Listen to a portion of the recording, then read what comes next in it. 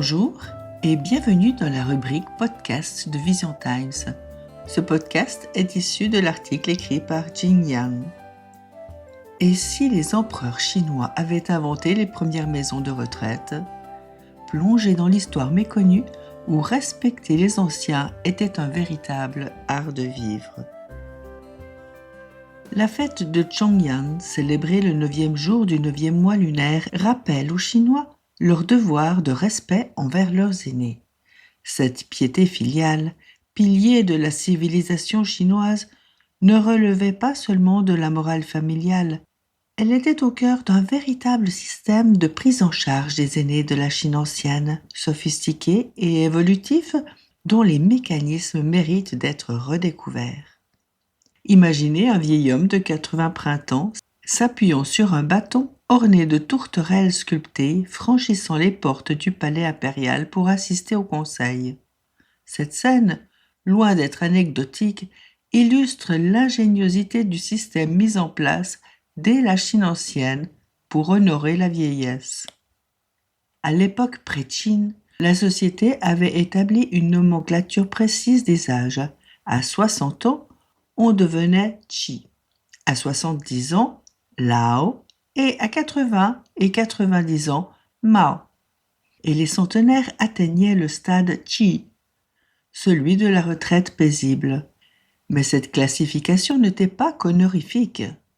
Le livre des rites, dans son chapitre Institution royale, décrit le Juijian, cette canne à tête de tourterelle qui constituait bien plus qu'une aide à la marche.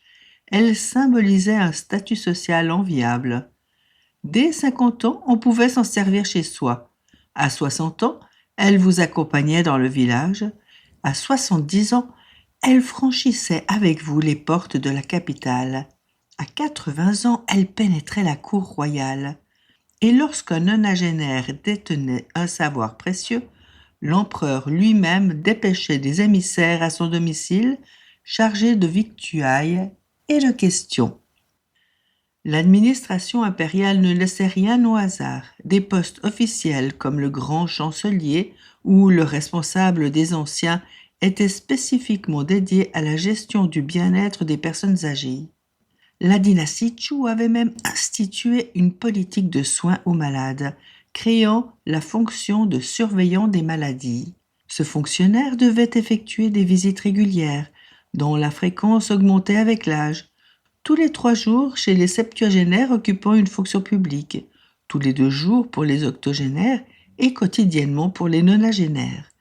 Les personnes âgées du commun recevaient une visite tous les 5 jours, une attention médicale préventive remarquablement moderne.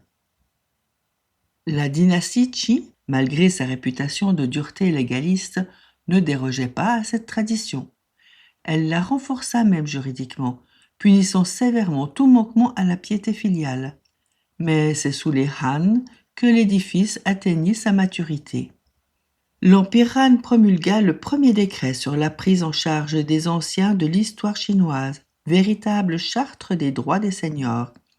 À 56 ans, on était exempt de taxes. À 60 ans, les veufs et veuves ne payaient plus de droits sur les activités commerciales. Le système de recrutement des fonctionnaires élevait la piété filiale au rang de critère de sélection, cherchant des candidats dont la conduite exemplaire envers leurs parents inspirait la société. La période troublée des 3 royaumes vit paradoxalement naître une innovation sociale majeure. L'empereur Wu de Lian fonda en 502, dans l'actuel Nanka, le Guoduyan, littéralement le jardin de la solitude, la première institution publique d'accueil des personnes âgées isolées et des orphelins de Chine. La cour prenait en charge vêtements, nourriture et soins médicaux. Les Wei du Nord innovèrent différemment avec leur système Kunlun-Yanqing, une forme de sursis pénitentiaire. Les condamnés à mort ou à l'exil, dont les parents âgés dépendaient d'eux, pouvaient suspendre leur peine jusqu'au décès de leur ascendant. La piété filiale primait sur la justice pénale. Sous les Tang, la cour impériale émit 73 édits relatifs aux personnes âgées. Le décret sur la prise en charge des anciens réduisait la peine pour les criminels âgés, sauf pour les plus graves. Le pouvoir impérial exemptait non seulement les seigneurs de corvée d'impôts, mais étendait ses privilèges à leurs descendants et aux jeunes gens désignés pour les servir. Ces jeunes gens, appelés serviteurs par devoir, étaient spécialement désignés pour s'occuper des personnes âgées et bénéficiaient en contrepartie d'une exemption de corvée et de service militaire.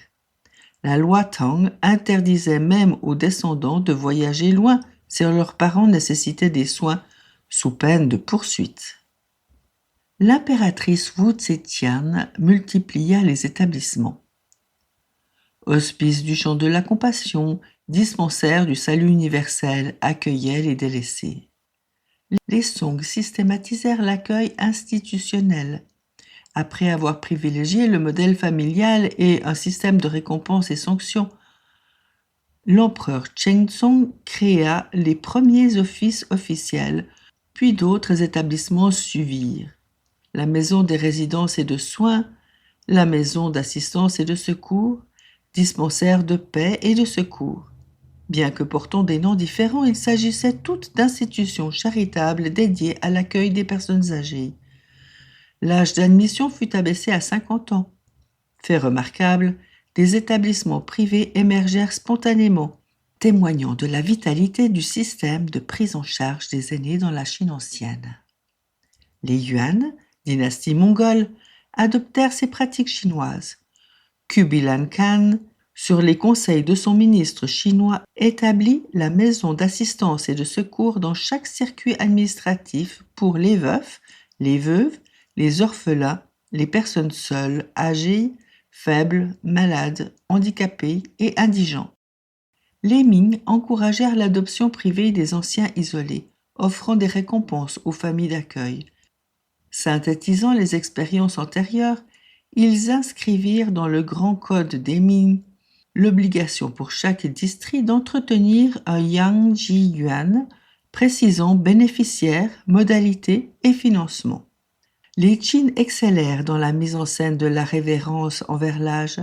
Les célèbres banquets des 1000 vieillards organisés par les empereurs Kangxi et Qiaolong réunissaient des milliers de septuagénaires pour un festin impérial grandiose, transformant le respect des anciens en spectacle de la cour impériale. La cour Qin maintenait l'attribution des titres honorifiques et des plaques commémoratives, l'exemption fiscale des familles, les subventions directes et instituait un système de retraite pour les mandarins, précurseurs des pensions modernes.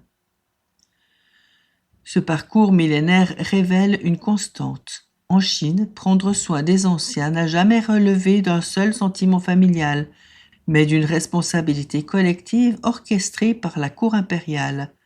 Ce modèle tripartite, famille soutenue, société mobilisée, pouvoir garant, résonne étrangement avec les défis contemporains du vieillissement démographique. Une leçon d'histoire qui demeure d'une brûlante actualité. Merci de nous avoir écoutés et si ça vous a plu, partagez, likez, retrouvez-nous sur Spotify, Arcor ou visiontimes.fr. La musique est gracieusement offerte par Tony Chen, que vous pouvez retrouver sur YouTube. À bientôt.